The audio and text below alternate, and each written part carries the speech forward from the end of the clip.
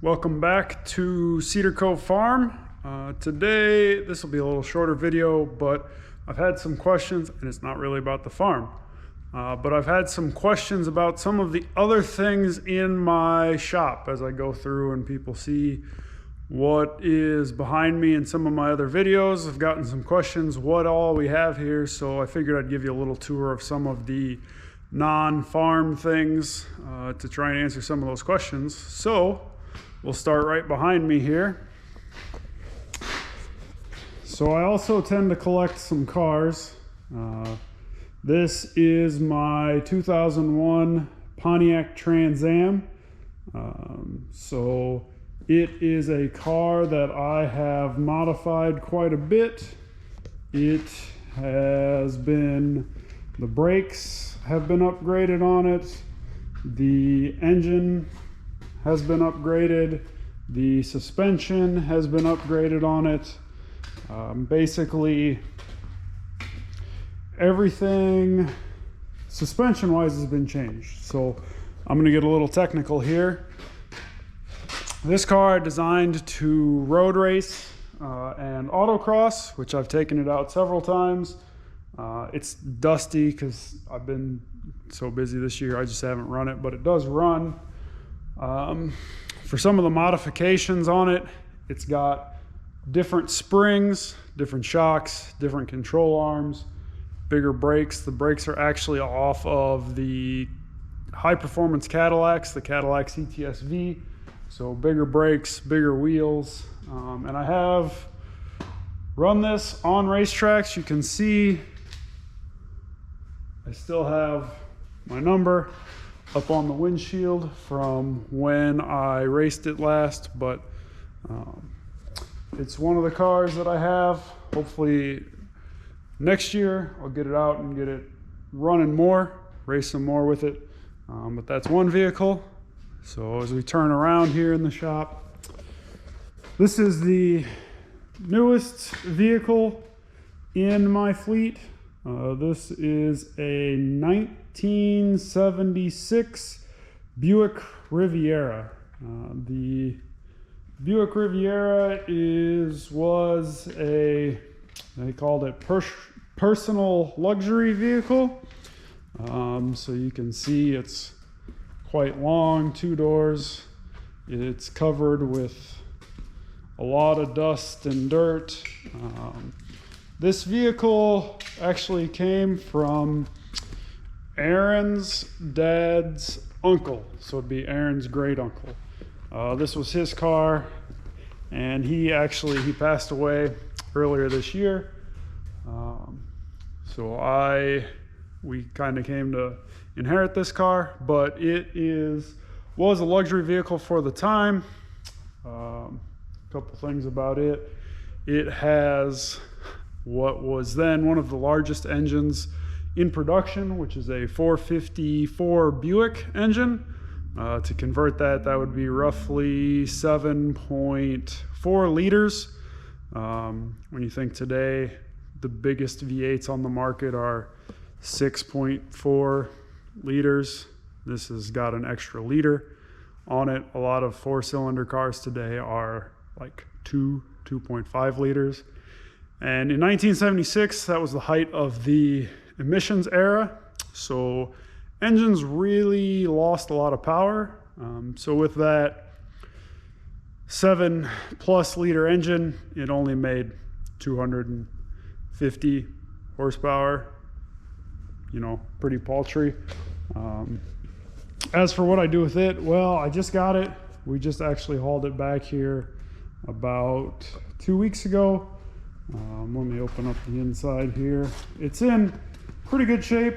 It's been kept in a garage, and you can see the interior has some wear, but it looks pretty nice for what it is. One of the best things about it is the headliner is still intact. With old vehicles, that's something that gets eaten up or pulled down by mice, or they always end up not being attached to the roof anymore. So I've poured some gas down the carburetor, and it fired off right away. It's been sitting for almost 20 years, best we can tell, but I poured some gas in it and it started right away. So my goal this winter is just to get it running and get it so I can get it out on the road and just drive it around. I'm not going to modify it like the Trans Am or the next car that I'm going to talk about. It's just going to be a car to go out and remember, or not remember, but see what it was like driving in 1976 in luxury. The last car is here beneath the tarp. We'll unsheath it. But this is my 1973 Imperial. So Imperial was actually its own brand at the time.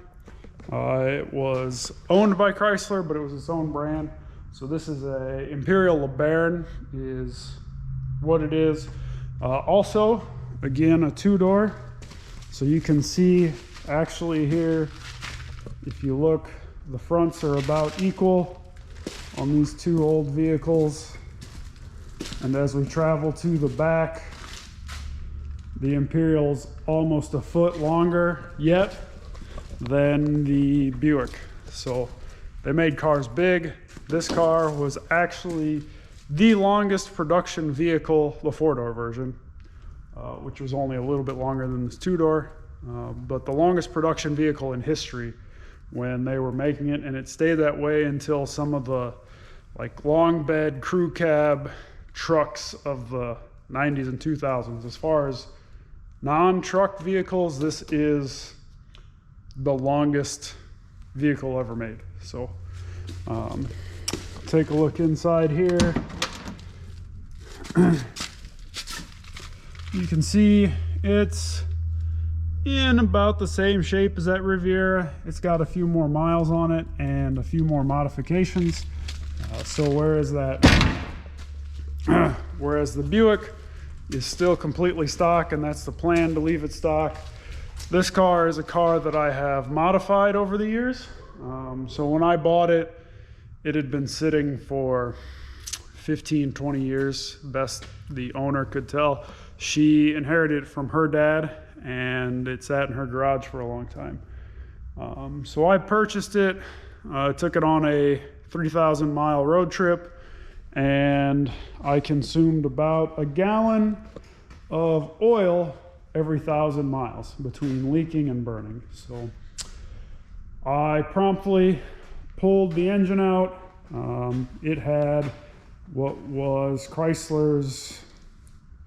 one of Chrysler's biggest engines, which was a 440 cubic inch engine, which again, converting that 7.2 liters, converted that into a 505 cubic inch stroker motor. So what that means is I put in larger pistons with a longer stroke to get more cubic inches. So it's now about 8.4 liters.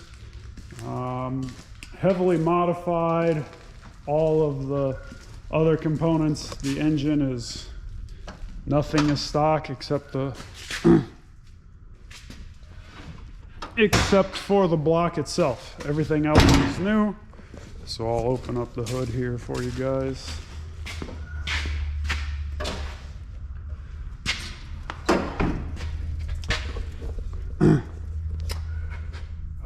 So it's a little shinier than what would have been stock. Like I said, I rebuilt it. Almost nothing under the hood here engine wise is stock anymore. But this went from, again, engine era in the 70s, lots of emissions. It made about 200 horsepower. Back in the day, it's now roughly just over 400 horsepower at the engine, a little less at the rear wheels. I've had it dynoed. This car runs as well. I take it out on occasion, and it's been a very fun car. So I figured, I've been getting some questions about what all I got going on outside of the tractor, right? Tractor still has its place in the shop too.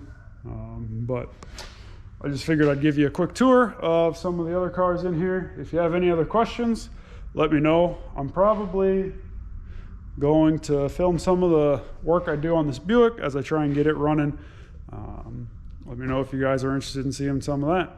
So that's all I had for you today. Thanks for coming out. Catch you later.